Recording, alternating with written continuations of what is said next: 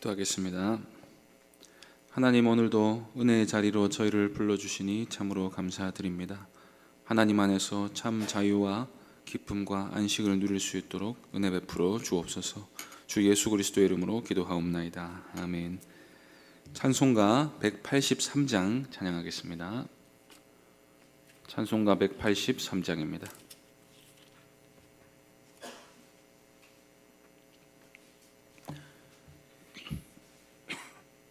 찬송가 183장 함께 찬송하겠습니다. 빈들의 마른 풀같이 시들은 나의 영혼, 주님이 약속한 성령 간절히 기다리네. 가물음의 마른 땅에 단비를 내리시듯 성령의 단비를 부어 새 생명 주옵소서. 반가운 빗소리 들려 산천이 춤을 추네. 봄비로 내리는 성령 내게도 주옵소서. 가물음의 마른 땅에 단비를 내리시듯 성령의 단비를 부어 새 생명 주옵소서. 절 따라 우로를 내려 초목이 무성하니 갈급한 내 심령 위에 성령을 부으소서. 가물음의 마른 땅에 단비를 내리시듯 성령의 단비를 부어 새 생명 주옵소서. 참되신 사랑의 언약 어길 수 있사오랴.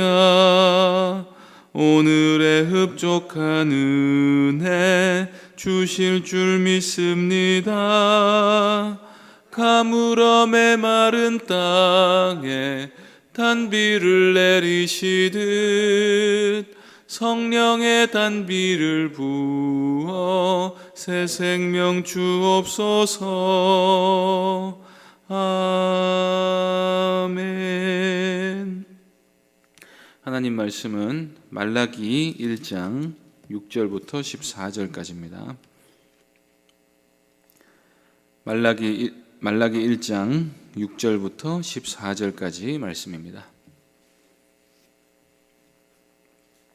찾으셨으면 한 절씩 교독하겠습니다. 내 이름을 멸시하는 제사장들아, 나 만군의 여호와가 너희에게 이르기를, 아들은 그 아버지를, 종은 그 주인을 공경하나니 내가 아버지일진데 나를 공경함이 어디 있느냐? 내가 주인일진데 나를 두려워함이 어디 있느냐 하나, 너희는 이르기를 우리가 어떻게 주의 이름을 멸시하였나이까 하는도다.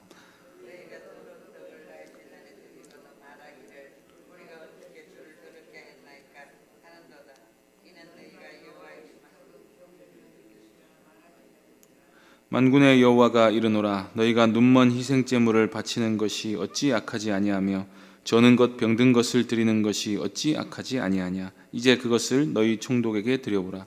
그가 너를 기뻐하겠으며 너를 받아주겠느냐.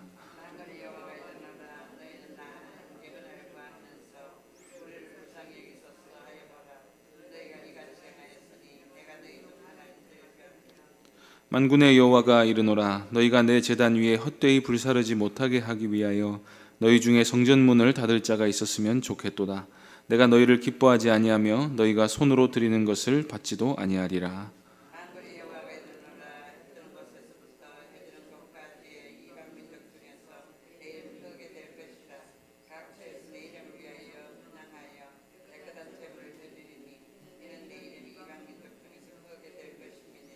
그러나 너희는 말하기를 여호와의 식탁은 더러워졌고 그 위에 있는 과일 곧 먹을 것은 경멸히 여길 것이라 하여 내 이름을 더럽히는도다.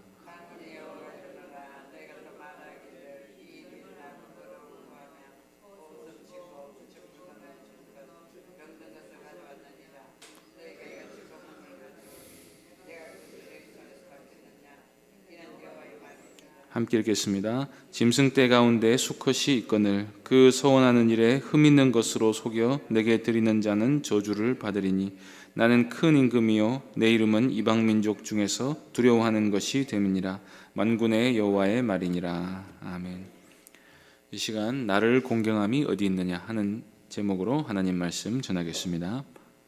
말라기는 전반적으로 하나님과 이스라엘 백성 사이의 언쟁을 기록하고 있는 책입니다. 모두 6개의 언쟁이 나와 있고 오늘 본문은 그 중에서 두 번째 언쟁에 해당하는 부분입니다. 이 두 번째 언쟁은 1장 6절부터 2장 9절까지 해서 말라기에서 가장 긴 부분을 차지합니다. 이 언쟁들에서 하나님은 문제를 제기하시고 이스라엘은 거기에 반박하는 형식으로 항상 되어 있습니다. 하나님이 말씀하시면 네 알겠습니다, 잘하겠습니다 하고 하면 아무 언쟁이 될 게 없지 않겠습니까? 그런데 이스라엘 백성들은 하나님이 하는 말씀마다 꼬박꼬박 말대꾸를 합니다. 그래서 언쟁이 길어지고 이 언쟁 덕분에 우리는 하나님의 진심이 무엇인지와 인간들이 얼마나 완악하고 고집스러운지를 알게 되는 것입니다. 오늘 본문에서 하나님은 이스라엘의 제사장들에게 문제를 제기하십니다.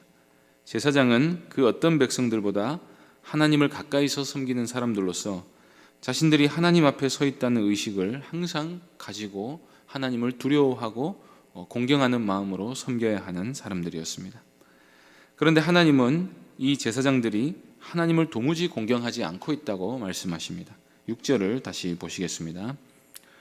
내 이름을 멸시하는 제사장들아 나 만군의 여호와가 너희에게 이르기를 아들은 그 아버지를 종은 그 주인을 공경하나니 내가 아버지일진데 나를 공경함이 어디 있느냐 내가 주인일진데 나를 두려워함이 어디 있느냐 하나 너희는 이르기를 우리가 어떻게 주의 이름을 멸시하였나이까 하는도다. 하나님은 우리의 아버지가 되십니다. 또한 하나님은 우리의 주님이 되십니다. 아들이 아버지를 공경해야 하는 것은 당연한 일입니다. 종이 주인을 멸시한다는 것은 있을 수가 없는 일이지요. 그런데 하나님은 인간 사회에서도 당연히 지켜지는 태도를 제사장들에게서 도무지 발견할 수 없다고 말씀하십니다.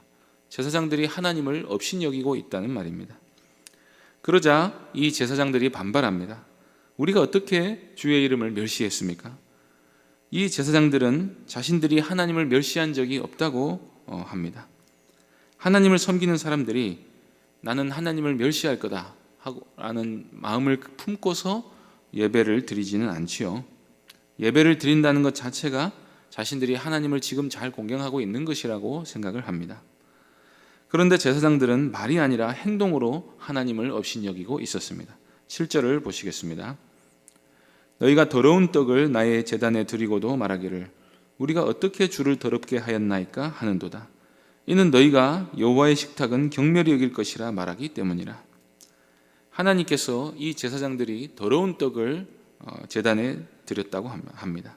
그러면서도 우리가 어떻게 주를 더럽게 해드렸습니까? 라고 한다는 것입니다. 하나님 보시기에 우리가 주를 공경하는 마음으로 이 제단 앞에 나왔습니다. 우리가 하나님이 명령하신 대로 제사를 드립니다 라고 말한다 할지라도 하나님이 드시는 것도 아닌데 제단에 아무 떡이나 올리면 어떤가 하면서 곰팡이 핀 떡을 올려놓는다면 그게 여호와의 식탁은 경멸히 여겨도 된다라고 말하는 것과 뭐가 다르냐는 것입니다. 진설병이나 소재뿐만 아니라 희생제물도 마찬가지였습니다. 8절을 보시겠습니다. 만군의 여호와가 이르노라 너희가 눈먼 희생제물을 바치는 것이 어찌 악하지 아니하며 저는 것 병든 것을 드리는 것이 어찌 악하지 아니하냐. 이제 그것을 너희 총독에게 드려보라. 그가 너를 기뻐하겠으며 너를 받아주겠느냐.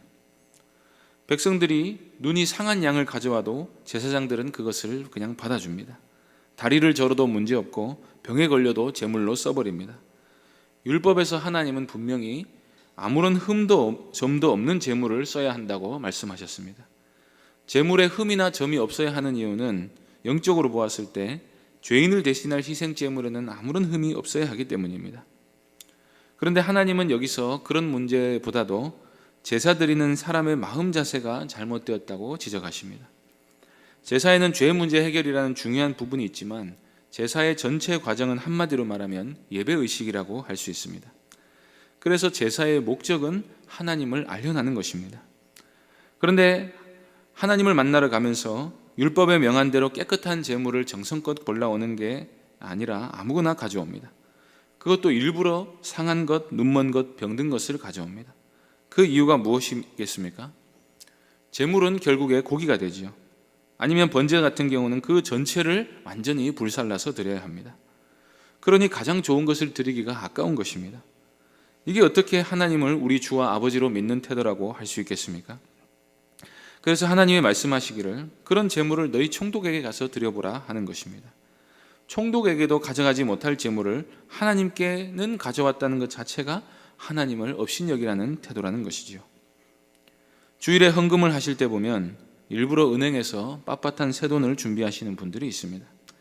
새돈이나 헌돈이나 금액적인 가치는 같습니다. 그런데도 이것은 하나님께 드리는 것이다 라는 인식이 딱 서니까 구겨진 돈이나 찢어진 돈을 헌물로 도무지 낼 수가 없는 것입니다. 그래서 헌금을 반듯하게 내려고 하시는 분들은 대체로 미리 준비를 합니다. 이건 하나님께 구별된 돈이다 라고 생각하고 그 돈에 손을 대는 것을 도둑질로 생각을 하면서 아무리 어려워도 미리 준비해둔 헌금에는 손대지 않고 주일에는 기도하면서 드리는 분들이 있습니다. 사실 이런 게 믿음이 아니겠습니까? 실제로 하나님을 존중히 여기고 겉으로 드러나는 행동보다 하나님을 존중히 여기고 공경하는 마음이 핵심입니다. 그런데 우리의 마음은 반드시 겉으로 드러난 표현으로 나타나게 되어 있습니다. 시대가 바뀌어서 뭔가 드리는 형식이 달라진다 할지라도 하다못해 헌금이 앞으로 계좌이체나 카드 결제로 완전히 대체되는 시대가 온다 할지라도 하나님을 공경하고 교회를 위하는 마음 자세로 기도하면서 드리는 게 당연히 옳은 것입니다. 대신에 우리가 하나님을 존중히 여기는 마음을 외적으로 표현하려고 할 때 중요한 것은 반드시 하나님이 명하신 대로 우리가 드려야 한다는 것입니다. 하나님이 제사장들에게 문제를 삼으신 것은 그들이 하나님을 함부로 대하고 가볍게 대했다는 것입니다. 그런데 실제 내용은 제사장들이 율법을 어긴 것을 문제 삼으셨습니다. 제사장들이 하나님을 존중히 여긴다 하면서 율법을 어겼다는 것입니다. 우리가 하나님을 잘 섬기려 한다면 반드시 율법을 존중해야 합니다. 율법을 존중하는 것, 즉 말씀을 존중히 여기는 것이 곧 하나님을 존중하는 것입니다. 어떤 사람이 나는 하나님을 누구보다 뜨겁게 사랑한다 하면서 열정적으로 주를 위해 산다고 생각을 합니다. 그런데 이 사람이 말씀대로 살려고 하지는 않습니다. 단지 집회 시간에 뜨겁게 찬양하고 설교 때 열심히 아멘하는 것으로 하나님을 향한 자신의 사랑을 다 표현했다고 생각합니다. 그러면서 교회에서는 예배 마치고는 항상 다투고 거짓말하고 이기적으로 행동하면서 말씀을 따라 살아가는 데는 전혀 관심이 없다면 이 사람이 어떻게 하나님을 존중한다고 말할 수가 있겠습니까? 그래서 요한복음 14장 21절에서도 예수님은 나의 계명을 지키는 자라야 나를 사랑하는 자다라고 말씀하신 것입니다. 하나님 사랑과 말씀에 대한 순종은 반드시 함께 가게 되어 있습니다. 그런데 말라기 시대의 제사장들은 분명히 율법에 흠 있는 제물은 안 된다는 규정이 있음에도 불구하고 자기 임의대로 아무 제물이나 받아줬습니다. 그 이유가 혹시 가난한 백성들을 불쌍히 여기는 마음에서 그렇게 했다 할지라도 율법에 하나님이 안 된다고 명령하셨으면 가서 산비둘기라도 잡아와라 라고 해야 맞는 것이지 율법을 자기 마음대로 고칠 권한은 제사장들에게 없는 것입니다. 어떤 이유에서든 율법을 고친다는 것은 그 자체로 엄청난 교만이고 자기가 하나님 자리에 오르려는 반역적인 태도가 될 수 있는 것입니다. 이것은 헌금을 새 돈으로 바꾸는 문제와는 다른 차원의 문제입니다. 성경 어디에서도 새 돈으로 헌금해야 된다 그런 규정은 없습니다. 그것은 단지 하나님을 향한 우리 마음의 주관적인 표현일 뿐입니다. 그러나 구약 제사 제도에서는 절대로 흠이나 점 있는 제물은 가져와서는 안 되고 세세한 제사 규정에 따라 제물을 골라서 가져와야 했습니다. 그런데 이스라엘 백성들은 제사장들의 묵인 아래에서 멍든 과일을 가져오고 버리는 이삭을 제단에 바쳤습니다. 그리고 반복되는 제사를 귀찮아하면서 그 제사를 통해 바로 은혜를 우리가 받아 누리는 것임에도 불구하고 이 얼마나 번거로운가 하면서 코웃음치고 훔친 것, 병든 것, 저는 것을 봉헌물이라고 가져왔습니다. 그리고 분명히 가축대 가운데 흠 없는 수컷이 있음에도 불구하고 수컷을 드려야 하는 제사에 암컷을 가져와 버립니다. 그러면서도 제사장들이 우리가 어떻게 주의 이름을 멸시했습니까? 라고 반문했다는 것이 아니겠습니까? 이 하나님께 드리는 예물에 대한 태도가 당시 이스라엘 사람들이 얼마나 하나님의 이름을 마음에 두고 살아가지 않았는지를 반증하고 있는 것입니다. 인간관계에서도 상대방의 의중이나 관계를 제대로 파악하지 않고 아무 선물이나 대충 준비하면 죽어도 욕을 먹는 경우가 있지요. 그런데 하나님을 섬긴다 하면서, 하나님을 예배한다 하면서, 하나님께 우리가 예물을 드린다 하면서 자기 마음대로 할 뿐 아니라 싫은데 억지로 하는 듯이 하는 것은 오히려 하나님의 마음을 더욱 상하게 해드리는 것이 됩니다. 차라리 안 하니만 못한 것입니다. 그래서 하나님은 이렇게 말씀하십니다. 9절 10절 보시겠습니다. 만군의 여호와가 이르노라. 너희는 나 하나님께 은혜를 구하면서 우리를 불쌍히 여기소서 하여 보라. 너희가 이같이 행하였으니 내가 너희 중 하나인들 받겠느냐. 만군의 여호와가 이르노라. 너희가 내 제단 위에 헛되이 불사르지 못하게 하기 위해서 너희 중에 성전문을 닫을 자가 있었으면 좋겠도다. 내가 너희를 기뻐하지 아니하며 너희가 손으로 드리는 것을 받지도 아니하리라. 우리가 이런 말씀들을 읽으면서 항상 성경을 읽을 때 우리 입장이 아니라 하나님 입장을 잘 생각해 볼 필요가 있습니다. 사실 거룩이란 하나님 편에 서서 생각하는 것입니다. 우리가 하나님을 업신여기면서 복을 구하는 게 합당하겠습니까? 우리가 열심히 우리 마음껏 드린다 하는 것이 중요하겠습니까? 하나님의 뜻대로 하는 게 중요하겠습니까? 하나님은 그렇게 하나님을 업신여기는 태도로 드리는 제사라면, 율법을 어기면서 자기 마음대로 하는 제사라면 차라리 아무도 내 제단에서 그런 멸시와 경멸을 받느니 차라리 성전문을 누가 닫아줬으면 좋겠다고 말씀하십니다. 오늘날 우리의 예배도 우리가 예배 자리에 나와는 있지만 사실은 마음은 다른 데 가 있거나 예배는 오늘도 있고 내일도 있는데 좀 건성으로 드리면 어떠냐 하는 태도로 나온다면 그것이 바로 오늘 본문에서 하나님이 지적하시는 죄를 반복하고 있는 것입니다. 말라기를 통해 말씀하시는 하나님의 진심을 우리가 헤아릴 수 있기를 바랍니다. 우리가 이처럼 하나님께 대해서 성실하지 못합니다. 하나님을 가장 가까이서 모시는 자리에 있다고 하면서 하나님을 가장 멀리 있는 분처럼 대할 수 있는 게 바로 죄인의 마음입니다. 우리가 이런 죄를 반복하지 않으려면 날마다 회개하고 예수 그리스도께 가까이 가야 합니다. 그래서 예수 그리스도께서 우리의 죄를 씻어주시고 우리를 거룩하게 하셔서 하나님을 사랑하는 마음을 주시기를 구해야 합니다. 그래야 우리가 바른 태도로, 우리가 진정으로 하나님이 원하시는 마음 자세로 하나님을 섬길 수가 있습니다. 오늘 이 시간 우리에게 하나님을 진정으로 사랑하고 존중하는 마음을 주셔서 이스라엘이 범한 이 죄에 동참하지 않게 해주시고 날마다 더욱 하나님을 높이며 살아가는 주의 거룩한 백성들이 될 수 있게 해주시기를 구하시고 우리의 마음을 날마다 돌아보시고 하나님을 진정으로 사랑하는 마음으로 주의 뜻에 순종하며 살 수 있기를 간절히 바랍니다. 기도하겠습니다. 하나님 아버지, 말라기를 통한 이 경고를 우리가 듣고 마음에 새기기를 원합니다. 우리가 하나님을 가까이 대한다 하면서 하나님을 가장 멀리 대하는, 하나님을 업신여기는 태도로 하나님께 나아가고 있는지 스스로 돌아볼 수 있는 마음을 우리에게 허락해 주시고 하나님이 기뻐하시는 마음으로 주를 섬길 수 있도록 예수 그리스도의 보혈로 날마다 우리를 깨끗하게 하여 주옵소서. 주 예수 그리스도의 이름으로 기도하옵나이다. 아멘. 하늘에 계신 우리 아버지여, 이름이 거룩히 여김을 받으시오며 나라의 임하옵시며 뜻이 하늘에서 이룬 것 같이 땅에서도 이루어지이다. 오늘날 우리에게 일용할 양식을 주옵시고 우리가 우리에게 죄 지은 자를 사하여 준 것 같이 우리의 죄를 사하여 주옵시고 우리를 시험에 들게 하지 마옵시고 다만 악에서 구하옵소서. 대개 나라와 권세와 영광이 아버지께 영원히 있사옵나이다. 아멘.